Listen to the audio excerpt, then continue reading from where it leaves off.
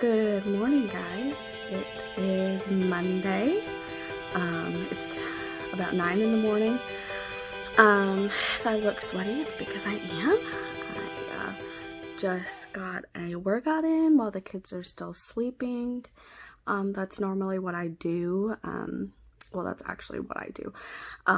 In the mornings is I wake up before the kids so I can get a workout in and kind of get that horror out of the way for the day. But now I am just going to kind of get myself ready for the day, make the bed, that kind of stuff, and just wait for the kiddos to wake up.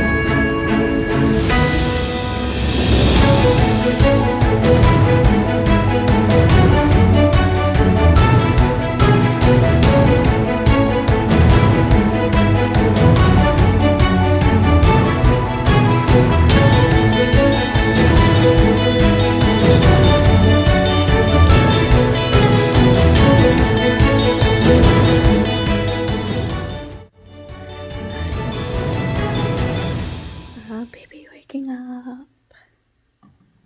So let's go in here and get Hunter Lee.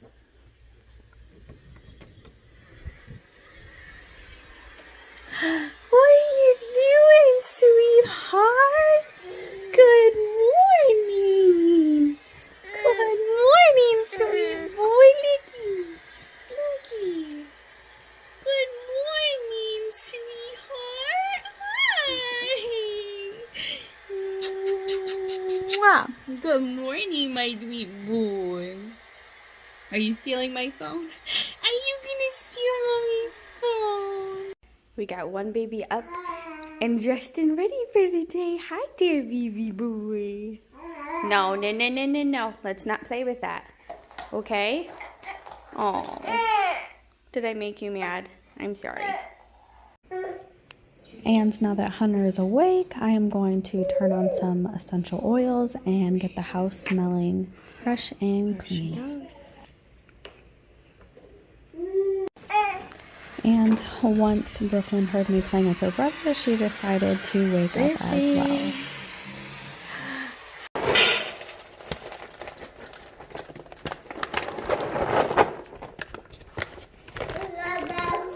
Dog is in and having breakfast. We've only had him for 2.5 weeks. We actually adopted him from an animal shelter here in Georgetown, so we're still kind of getting to know him, but he's been outside this morning playing while I've been getting the kids ready and up for the day, but they just kind of like to sit there and stare at him sometimes. They're still getting used to having a animal in the house, and so am I. And now it is time for Hunter to have his first bottle of the day.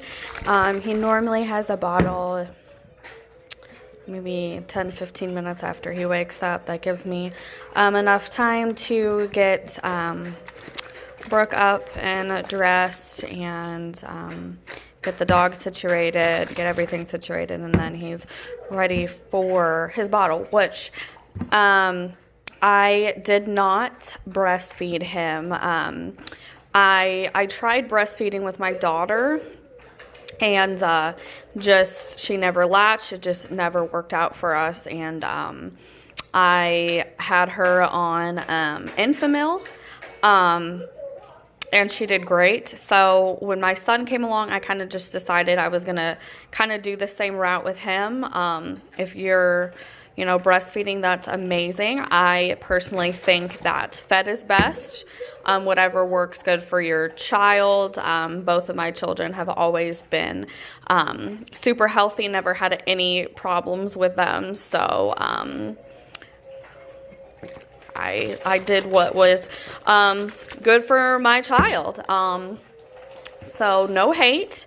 If you're breastfeeding, you're doing a great job. As long as your child's getting fed, it doesn't matter how. We're all doing a good job. Now with him, he's starting to get whiny for his bottle. With him, honey, 1 second. Was using Enfamil with him, but honestly, he was having so many stomach problems and gas problems that I have him on. I normally use the Little Remedies, but the last couple of times I've been to the store, they have been out of them. So I started using these ones, and they work really good, but I decided just to switch him to this Comforts brand, and he's been doing really, really good since. So this bottle is the Comfort Infant and some of the Gerber rice in there to thicken it up as well, because he is 9 months. So yeah, he has formula and rice in a bottle in the mornings and nights. So I'm gonna go feed him.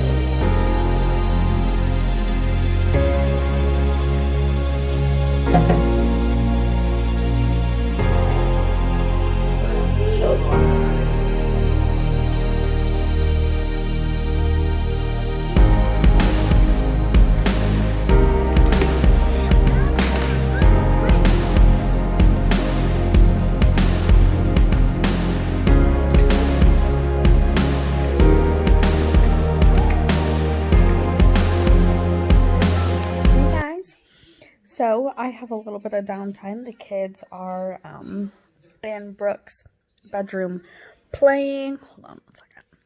In Brooke's bedroom playing, and so I'm just kind of hanging out waiting for Hunter to get tired and get ready to go down for a nap.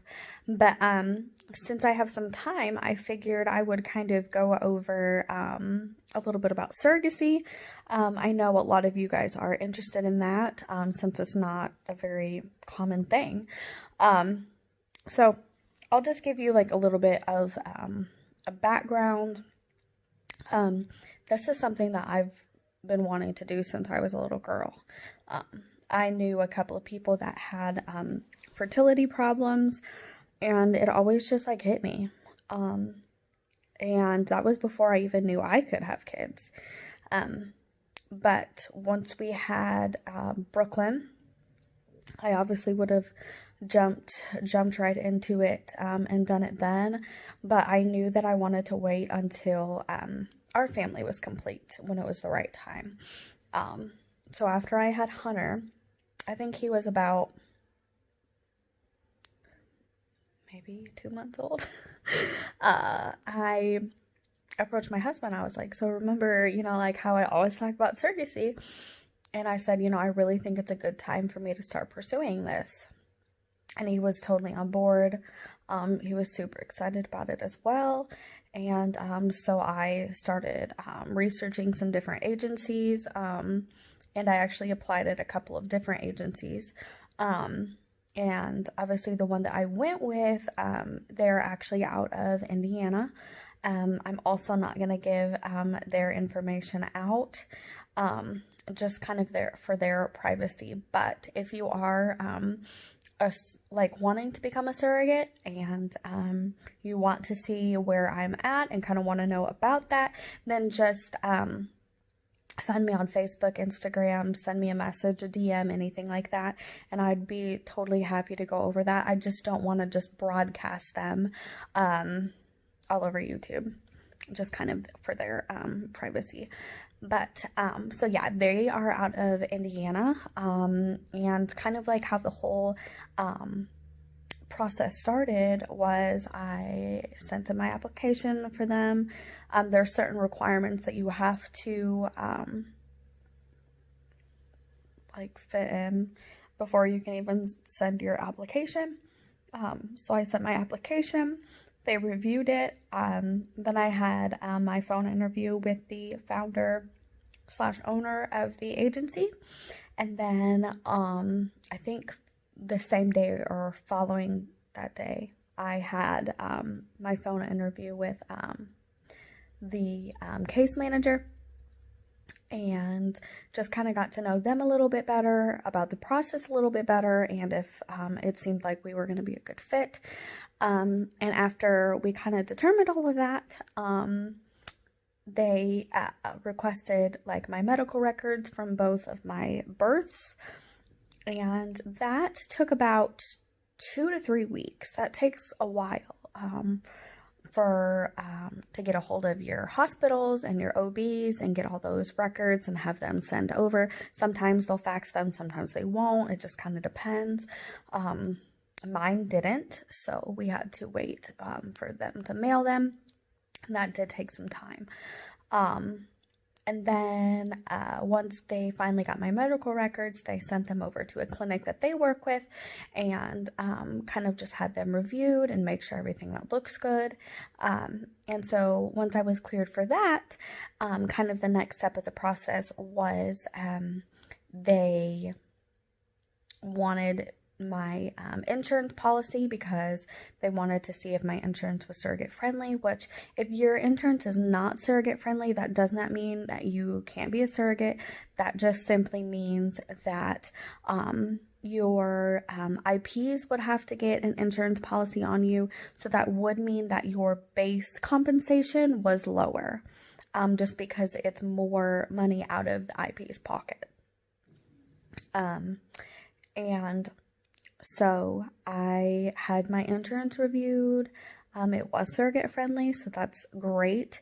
And then once we kind of got all that finalized and kind of went over some different stuff, then we kind of moved into the matching phase.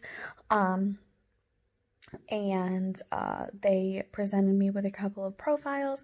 The first couple, I really took some time and thought about and prayed about, and I just kind of determined that I didn't think that they would be a good match. So I went back to the agency and asked to see some more profiles, and they sent me another profile, and I just fell in love with them. I emailed them right back and said I love them, please send them my profile. And that's another thing. It kind of depends on which agency that you're with.